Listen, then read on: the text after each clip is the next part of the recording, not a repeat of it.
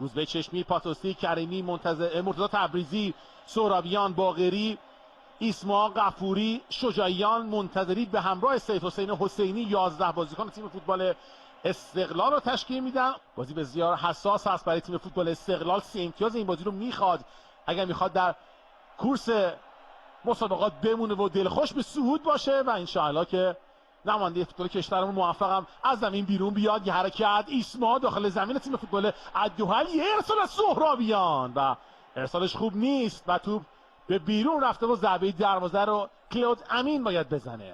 ببینیم روی این ضربه چگونه کار خواهند کرد بازیکن استقلال. سوت داور علی کریمی نمیزنه، پاتوسی میزنه و به سمت چارچوب تو به تیر خورد و حالا میرن واسه ریباندش، اما مدافعان تیم الدوحل توپو بیرون فرستادن.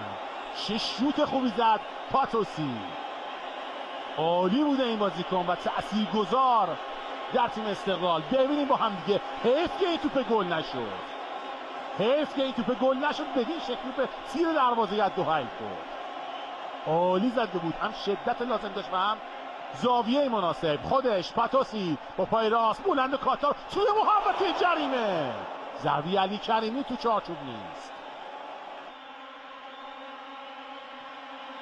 لوی جونیور یه بار دیگه تیم الدوحل داخل محوطه جریمه، خطرناک این موقعیت. بارکلا به حسینی، بارکلا به حسینی، چه توپی رو گرفت و دروازه رو با یک واکنش عالی نجات داد. العربی و توپی که باز هم مدافعان استقلال دورش کردن. برای استقلال ببینیم با هم دیگه داخل محوطه جریمه، اونجا رفت به استقلال یوسف العربی و بارکلا به حسینی. قشنگ نگه داشت ما رو در جریان مسابقه و نذاشت دروازه استقلال باز بشه. در به سمت چپ سهرابیان بهش نزدیک میشه، ایسما یک و دوشون کامل خواهد شد. خود سهرابیان میفته روی دروازه، کوتاه میچرخه و ضربش رو حالا میزنه، خطرناک. ضربه قشنگ مرتضی تبریزی تو چارچوب نبوده. آخ چه توپی رو از دست میده تیم استقلال. لکومت کلود امین رو میبینیم، ببینیم با هم صحنه آهسته رو. آفساید نیست، میچرخه ضربش رو بدین شکل میزنه و حیف که این توپ گل نشد. با اختلاف کم توپ تبریزی به بیرون رفت. توی عرض حرکت میکنه، پا به توپ خود ادمیلسون، پاس برای یوسف العربی، یک و دوی موفق. این طرف علی عفیف هست دوباره برای ناکاجیما، پشت محوطه جریمه استقلال ضربه راه دور زده میشه، خطرناک و توپ تو چارچوب نیست و به بیرون میره. پس از ادغام دو باشگاه لخبیا و الجیش، تیم الدوحل از سال 2017 تأسیس شد، اما شاکلش همون لخبیا هست. ضربه که از راه دور میزنه تبریزی، توپ تو چارچوب نبود. یه بار دیگه داخل محوطه جریمه تیو شلوغی، گل اول، گل واسه استقلال ایران. دروازه رو باز کرده اونجا روزبه چشمی، توی اون شلوغی میترکونه ورزشگاه آزادی رو. استقلال ایران 1، الدوحل قطر 0. همه خوشحالن. 1-0 جلو میفته استقلال. محکم کوبید به توپ رو. بازی میشه 1-0.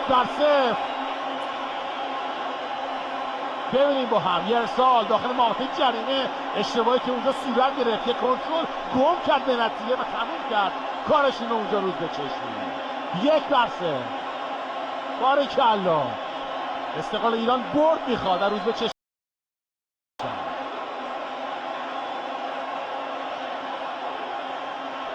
حالا نمیتونست بکنه لکومت کلود امین و این توی دروازه‌شون رو باز کرد روزبه چشمی.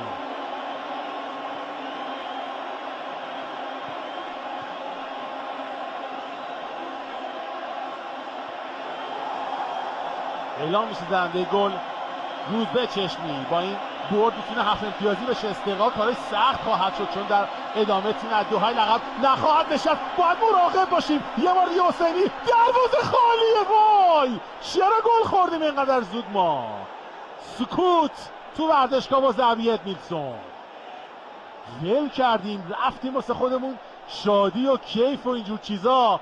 توپ اولم گرفت حسینی، اما توپ بعدی دروازه باز شد. دقیقا تو زمانی که همه میگن بدترین زمان ممکن هست و میشه شوک به تیم حتی زننده گل رو وارد کرد.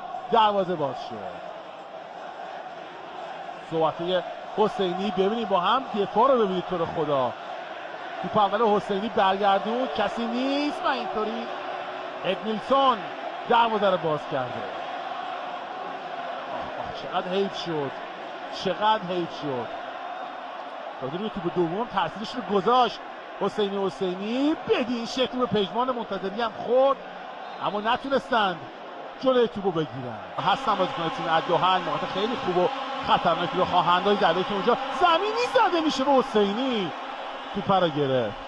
12 دقیقه تا پایان این مسابقه زمان باقی مونده. پاتوسی یه ارسال بلند داخل محوطه جنبه، فرصت برای استقلال تهران، نتونستن دروازه رو باز بکنن. توپ لو رفته در میانه میدان.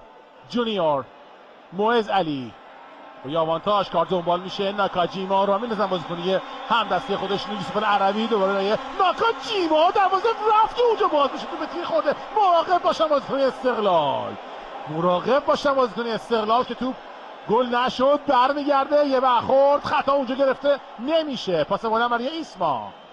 شانس آوردیم که دروازه استقلال ایران باز نشد. ایسما حرکت میکنه توی محوطه جریمه، دو بازیکن رو مقابل خودش داره. وریا غفوری از راه میرسه، میتونه ارسال کنه روی دروازه، میکاره، بزن نورافکن روی پای راست، ضربه امید نورافکن. توپ تو چارچوب نیست.